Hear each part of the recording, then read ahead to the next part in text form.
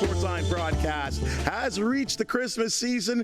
Thank you so much for joining us on the CHCH multimedia platform.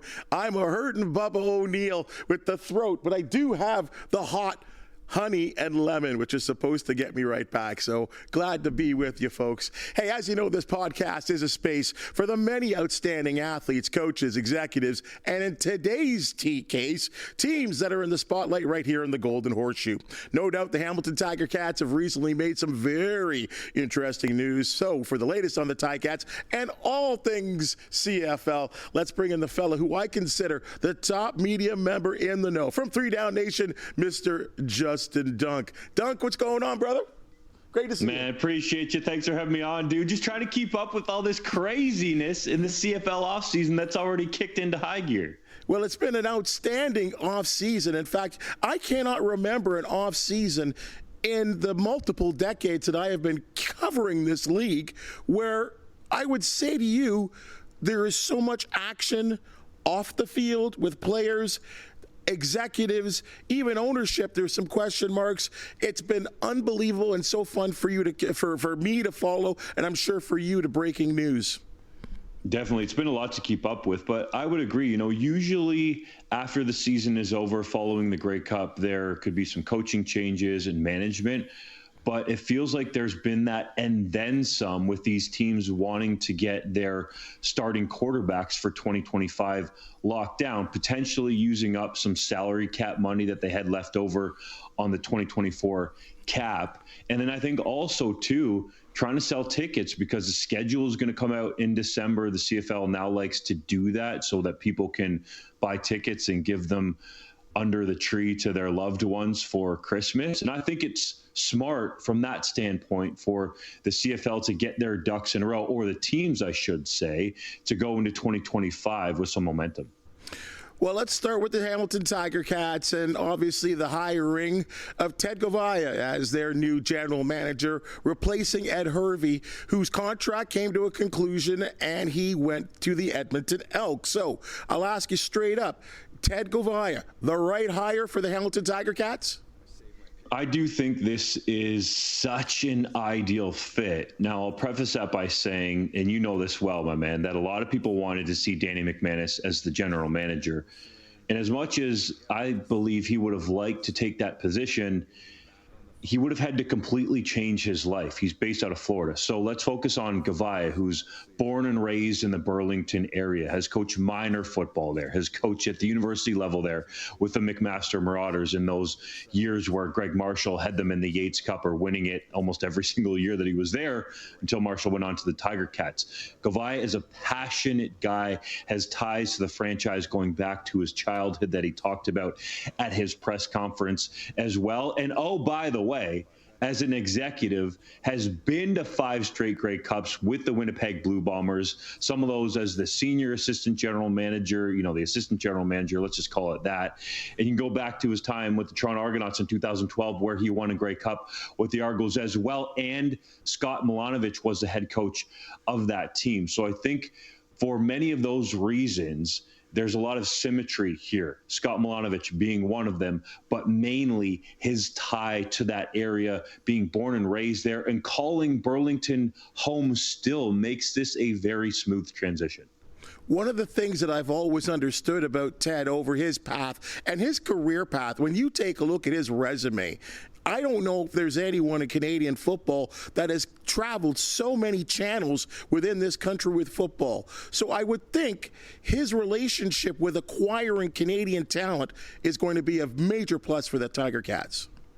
It's definitely going to help. He's so passionate that he's been a member of the Football Canada Board of Governors for a long time. That's on a volunteer basis, by the way. So Ted Goveia loves Canadian football, and he knows how to identify Canadian talent, yes, which is also important in this league when you start 7 nationals, as they're called in the CFL, and you need to have that depth behind them as well. But he's also adept at identifying American talent, doing contracts, the whole deal. Like, he knows the salary cap inside and out, how it works, how to recruit American players to come up to Canada. That's something that I think sometimes CFL fans take for granted, that you don't just offer a contract to a guy and he comes up here, because there's an expanded practice roster in the NFL, which means more jobs. There's the UFL that's still out there competing for players with the CFL. So he has done this, can identify Canadian talent, can identify American talent, and he can get those Americans to come across the border and play in the Canadian Football League. You did mention the sort of big name, which was Danny McManus, and no doubt he is the big name, or was the big name, for the fact that he was the last quarterback to deliver a Grey Cup for starving Hamilton Tiger Cat football fans back in 1999. So, with that said, there was a working relationship between McManus and Goveia in sort of the co-general manager roles with the Winnipeg Blue Bombers. I don't know what you would think here. Is there a chance maybe that there could still be a relationship, or that Goveia would ask to have a co-GM or an assistant GM with him? I haven't heard that possibility. And talking to some people around the league, I think the likely person to come over with Ted Goveia in the front office, sounds like to me, at least at this moment, could be Alex Russell, who does have ties to the franchise as a young up-and-comer, as a Canadian personnel person. So I think that's probably the way that it goes, because, Danny McManus is going to come with an elite price as an assistant general manager. And the structure there in Winnipeg was Kyle Walters as the GM, and then Ted Goveia and Danny McManus as the assistant general managers, with Goveia in his later years there being the senior assistant general manager, just ahead of McManus. So I think when you look at it from that standpoint and kind of understand the structure that the Tiger Cats front office is currently in, with Orlando Steinauer, the president of football operations, now you have Ted Goveia as a general manager and Scott Milanovic as a head coach, that's going to push you up towards that football operations cap pretty quickly, just with those three individuals. And I don't think that would allow Hamilton to have the money to compete to get McManus there, as you said, as an assistant general manager or some kind of a similar role. Free agency is in February, but prior to free agency, I'm sure there will be some signings. Goveia has talked about immediately getting straight to work. One of the sort of items of contention, I would think, and we saw this article and column written on 3 Down Nation, is the situation with their quarterback and Bo Levi Mitchell, and the fact that he's looking for some type of contract boost. I don't even know what the sort of renegotiation, I guess that's the way I'll phrase it. I'll leave the rest to you. What is your thoughts about the way they will approach the demands, or at least the request, of Bo Levi Mitchell and his pay?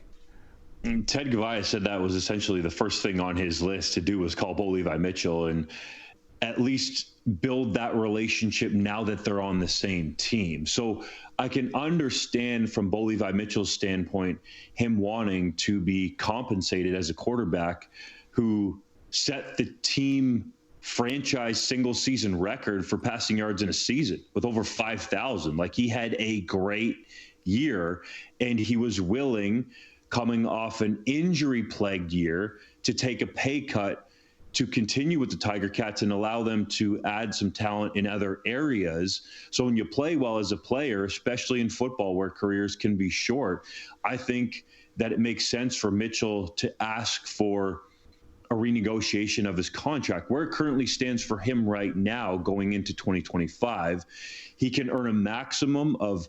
$411,500. Excuse me. I'm not a mathematician, so stick with me. And he also, in terms of hard money, has $275,500 on that deal. So, there's about, 30-ish thousand in terms of, playtime money and incentives there that he would have to go out and earn. If I'm Bo Levi Mitchell, I'm pointing to the season saying, I stayed healthy. I threw for over 5,000 yards. I did really well in Scott Milanovic's offense, even though for a brief period of time, Milanovic benched him. Like, I want to be paid commensurate with the rest of the upper tier quarterbacks in the Canadian Football League in terms of hard money. So he doesn't want to necessarily have to leave it to chance with him having to go out and earn that money. I would think he would want to be over $400,000 in hard money. And there's a timeline to this because Bo Levi Mitchell has $104,000 in off-season active roster bonus money. That's why Ted Goveia is making this call to him very quickly, because there is a pressing timeline with this potential, I should say, renegotiation. What date would that be?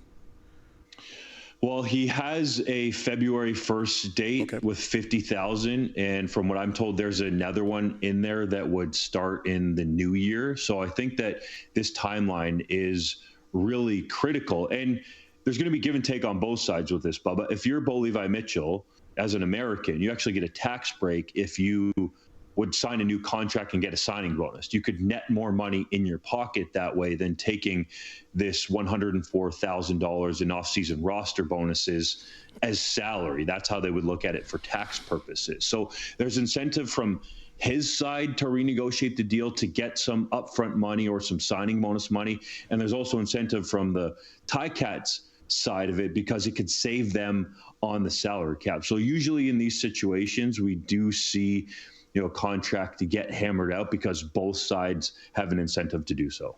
Well, he's certainly shown a liking to Hamilton and certainly has at least said to me that he wants to be here. So let's hope that they get this hammered out and it doesn't become some kind of long drawn out controversy that, could get ugly if it does get too long and drawn out. Quarterbacks, sticking with this, when the Grey Cup was handed out to the Toronto Argonauts and everyone started to sort of look at other teams in the Canadian Football League and who goes where and who's a free agent, it became quite apparent that, my goodness, this could be a year of unbelievable quarterback movement, almost a quarterback carousel. Now, I guess it starts with Vernon Adams Jr. There was never going to be another year with him being in BC. Your thoughts with his move to Calgary? I really like it from the Stampeders' perspective because you pair Vernon Adams Jr. with PJ Walker, who has some intriguing upside as an American guy. He's going to be a CFL rookie for the most part, even though he was up in Calgary at the end of the 2024 season. But in 2025, it's going to be his first training camp, his first real go at it, let's say, because their playing styles are unique. Now, PJ Walker has earned well over $5 million USD playing in the NFL. So it's not like he has to come up and play football, but clearly he wants to continue his career. So those two players from a skill set standpoint are alike. And you mentioned the possibility of a quarterback carousel, but when you're the BC Lions looking for potential trade partners around the Canadian Football League, there really weren't any other teams that were desperately, let's say, looking for a quarterback, because it was very clear after Chris Morris was hired and then Ed Hervey and Mark Killam that there was alignment there in Edmonton to go with Canadian quarterback Tre Ford as the franchise guy. And then really everybody else is running it back with their starters, except for the Montreal Alouettes, who have decided to go with Davis Alexander as their QB1 over Cody Fajardo, who was a 2023 Grey Cup MVP. How quickly things can change. So I think for many of those reasons, it made sense for BC to get the deal done early and for Vernon Adams Jr. to go to the Stamps. All right, that's interesting that you bring up Vernon Adams. Well, let's move on to Tre Ford, because he is the Niagara Falls native that a lot of people in this area certainly care about. I had heard from many media members in Edmonton that there were, words from Ford that, I could go to the highest bidder. I'm not sure if I'm coming back to Edmonton. As we talk about Ted Goveia having to try and nail down Bo Levi Mitchell, I guess new general manager Ed Hervey certainly had to get this deal done. Definitely. And let's go back a little bit, because when you hear that talk about Tre Ford potentially going to the highest bidder, that was when there was some uncertainty there. And a lot of it had to do with how he was treated, to be quite honestly, by Chris Jones and some people in the previous regime. I believe that there were some things that were said in the media that were not true, specifically by Chris Jones about Tre Ford. There was a lot of talk locally in Edmonton that Jones had said on the record that Tre Ford, didn't want to participate in some of the packages that were laid out for him, which, I can tell you based on my sourcing was absolutely not true. He was willing to go in there in any form or fashion. I think he showed that throughout his first 3 seasons in Edmonton, but it just didn't make sense, Bubba. This was a guy that Chris Jones selected in the first round, 8th overall in the CFL draft. And then the way that they treated him and jerked him around, that was the main reason why Tre Ford, was about ready to get up out of there and go to the highest bidder. But enter Chris Morris, who wanted to commit to Tre Ford, called him soon after getting that president's job there in Edmonton. Same thing happened with Ed Hervey. There was that alignment there that they were going to go with Tre Ford. Larry Thompson, the owner there, realizes that he can be an elite player, has the potential to be at least on the field, but also the intrigue around Edmonton about Tre Ford, the excitement about Tre Ford around Edmonton is palpable. It's something that's tangible, and it's something that's going to help this team get more bums in seats and just more intrigue around it altogether. Like, this was something I felt like from Larry Thompson, the owner, on down was mandated to get Tre Ford back because of the high amount of interest from the fan base and potential fans for the Edmonton Elks. So to get the deal done after Mark Killam was named head coach was priority number 1. I think Tre Ford got a great deal, but I also think that the Elks got a reasonable deal when you consider the potential upside that Tre Ford has in the Canadian Football League. One final thing on Ford. Will there be a veteran quarterback sort of over his head? Because there was in McLeod Bethel Thompson this year, who was paid a tremendous amount of money, and there always was this feel from McLeod Bethel Thompson that he couldn't get going unless he was a starter. I thought it seemed like there was sort of a friendly competition, but every time it got down to the nitty-gritty, it sounded like you had 2 guys that wanted to be the starter. And the way that the Elks paid McLeod Bethel Thompson told Tre Ford and everybody else that he was the guy that they wanted to be their starter. But what happened? McLeod Bethel Thompson goes out as a starter and starts the season 0-7. Tre Ford comes in. I was there live at the game in Saskatchewan, where all Rough Riders fans thought that was just going to be a cakewalk. And Tre Ford helps his team have a great rushing performance, specifically Javon Leake going off, and he threw the ball well down the field. And Edmonton gets a win, and Tre Ford goes on to go 4-1 as a starter, where McLeod had a much more poor record as QB1 there. I think that became ultra apparent. So as for the here and now, what you're talking about in terms of backing up Tre Ford, there's going to be some options out there. I've heard that the Elks would potentially like to get Cody Fajardo there if that's a possibility. Jake Mayer is somebody that Mark Killam knows from Calgary. The guy that I think makes the most sense, this is just me personally, is Jeremiah Masoli. You know him well from his time in Hamilton. He's a guy that commands respect, is a leader, loves to work at his craft. And I think that if you had Jeremiah Masoli there, even though he might not want to admit it, he's on the back nine of his career. And I think he can be a great backup to help Tre Ford reach his potential. And he's a guy, I think, that still can more than get you through a game if Tre Ford is injured. And well, my man, that you got to have 2 quarterbacks in this league. So, there's got to be some things that happened. If the Elks were going to get Cody Fajardo, he's under contract right now with the Montreal Alouettes through the 2025 season, but he has a $200,000 roster bonus due on January 15th. That's well above CFL backup money. So something's got to give there, because the Alouettes are not going to want to hand that money out. To me, either it's a renegotiation, Cody Fajardo stays in Montreal, which I personally think is his best spot, or he's traded, or the Alouettes release him and Cody Fajardo can pick the spot where he feels most comfortable with all of the surroundings. So those are the 3 main guys that I look at for the Elks in terms of that backup quarterback spot behind Tre Ford. Interesting situation there for Masoli. He would end his career where his career actually started. That'd be interesting. Now, we talk about beginnings and endings. We're talking about the ending of a era, I'll call it that. I'll go that far in saying Randy Ambrosie, the commissioner of the Canadian Football League, has said that he is going to step down after he handed out the award of the Grey Cup. I have yet to hear of anyone I'm not sure, and this is why we bring you in here, if anyone that was going to be his successor and lead this Canadian Football League for the set amount of time. Do you know of anyone that makes sense to be the new commissioner of the Canadian Football League? There are some people that make sense, but, as it pertains to Randy Ambrosie in the end of his tenure, this wasn't necessarily expected.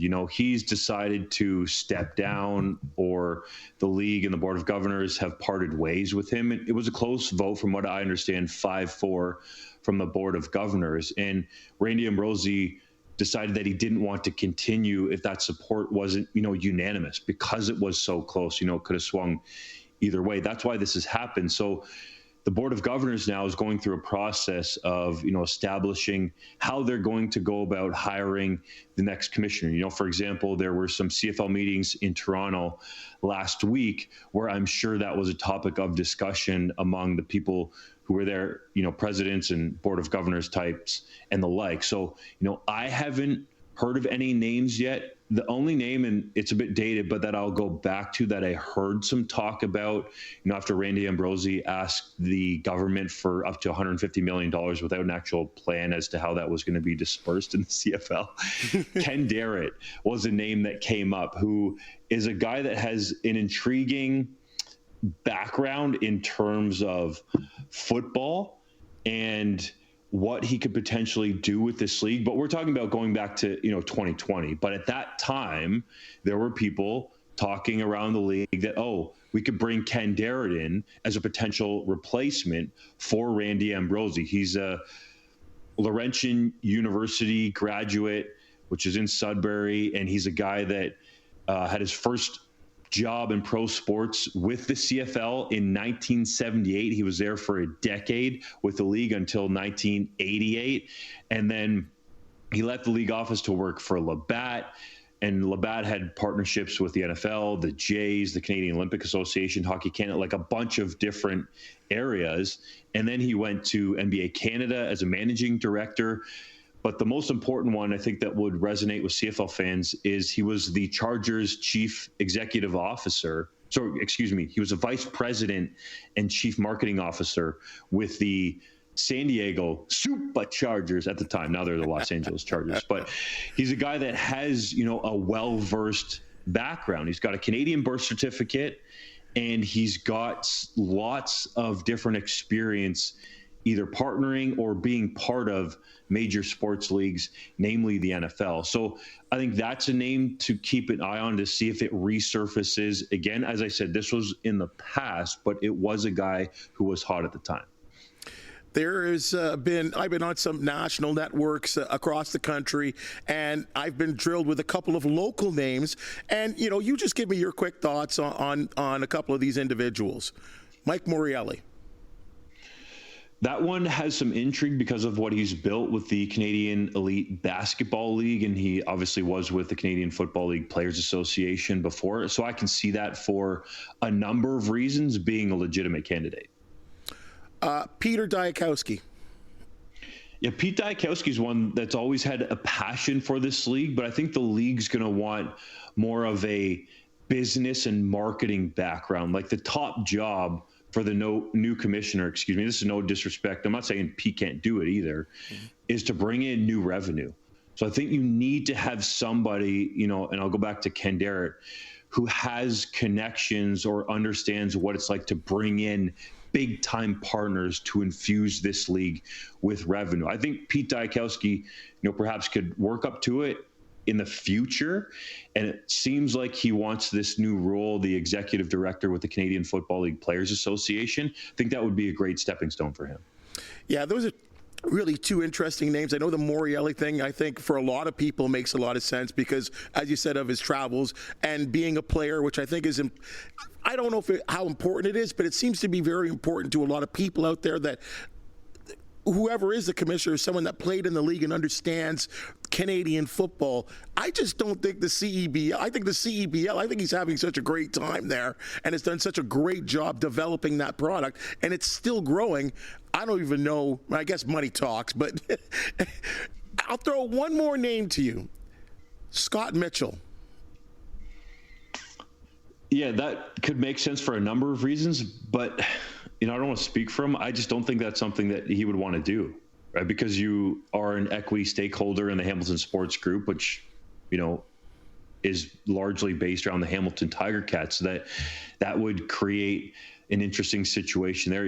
I don't think we ever had that situation in the CFL where the commissioner's been a part owner of a team. I don't even know if that would be allowed. I don't even know if the CFL has rules for that. So, I think that could be a name of interest. Certainly other people would throw out Wade Miller as well. I know those two are really tight. Wade's the president of the Winnipeg Football Club and has a lot of business relationships, both locally and some nationally as well. So I think those are a couple names that, inside baseball kind of CFL circles would talk about. And the only reason why I bring up Scott Mitchell is the fact that there is a legacy that maybe for him of many of the things that he probably would like to establish throughout his career. And he's done so many things, whether it be in television, ownership, the Ticats, Forge FC, that his father was once a commissioner, and that maybe that would be a legacy thing for him as, he continues to grow his resume as an executive in Canadian sports. That's the only reason why I kind of bring that up, which could be interesting. One of the things that I think is really interesting is a story that sort of broke on 3 Down Nation, is that there's been some talk around Canadian sports circles that Bell Globe Media are maybe interesting in separating from the TSN, their sports network.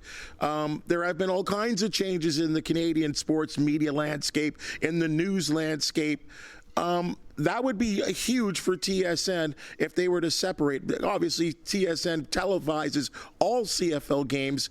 I know there's a contract that is due. Their media relationship, and I'm speaking of TSN with the Canadian Football League, is soon coming to a close. Where do you see all of this going? I mean, this market in terms of the media, it's ever changing, so I don't know what you can say, but is there any insight that you might have there? It really is ever changing, my man. And full credit to Jonah Siegel, not the Maple Leafs reporter, but the man behind YYZ Sports Media, who, largely speculated about this, but Jonah in the past has been bang on about a number of things in advance with Bell Media and TSN and Rogers and Sportsnet. Like, he is tapped in. So as much as TSN denied this, I think, at some point for a certain price, every business is potentially for sale. And some of the reasons that he lays out make sense, with Bell Media selling off their shares in MLSE to Ed Rogers and the Rogers group of companies. And the fact that Bell Media recently bought into, and I forget the exact name of it, but a telecommunications company in the United States Pacific Northwest. So when you kind of start to line some of these things up, it does make some sense. And, the real key from the Canadian Football League's perspective, as you alluded to, is when this deal with TSN for its exclusive broadcast rights of every single Canadian Football League game, starting from training camp and preseason to the Grey Cup, ends after the 2026 season is done, I think this is going to be a real landmark in terms of what's next. Now, some of these conversations are going to start before that deal ends, because the CFL is going to want to be prepared. And, it makes me think, talking to Mar Doman at Grey Cup after he won the Commissioner's Award, 3 Down Nation asked him some direct questions about, the future of the league and what he sees in terms of the media rights deals. And he feels like it needs to be easily accessible for the next generation, or, the current generation, let's say, because we're all on our cell phones all the time anyways. So that kind of makes me think that there's been at least some thought, if not more, from the powers that be on the Board of Governors and the owners and the presidents on down about what's next. And Bubba, you and I know well, we just look at, what's happened this year with Amazon's Monday Night Hockey.